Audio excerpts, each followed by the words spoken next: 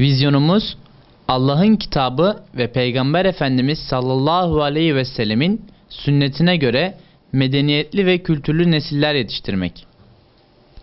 Misyonumuz, Darul İman, Türkiye ve Türkiye dışından gelen Uygur talebelerin planlanmış, sağlam bir program ile talim ve terbiye hizmeti verme müessesesidir.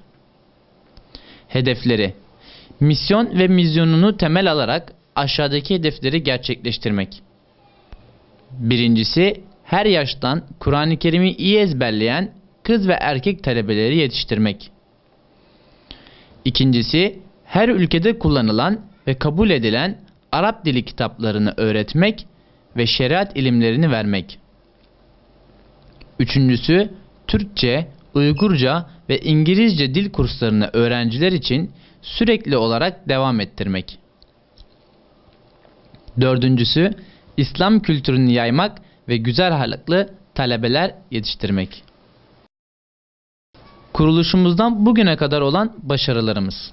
Şu an erkek kursu öğrenci sayısı 160, kız kursu öğrenci sayısı 240'a ulaşmıştır. Toplamda 400 öğrenciye hizmet verilmektedir. Bu eğitimleri 3 bina ve 3 ayrı dairede verilmektedir. Kız ve erkeklerden toplam 50 hafız yetiştirildi. 7 kişiye Peygamber Efendimiz sallallahu aleyhi ve selleme kadar ulaşan hafızlık icazeti verildi.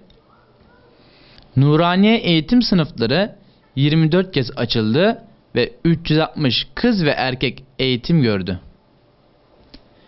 Tilavet sınıflarında toplam 210 kız ve erkek talebeye ders verildi. Hafızlık sınıflarında şu anda 120 kız ve erkek talebe Kur'an-ı Kerim hafızlığına devam ediyor.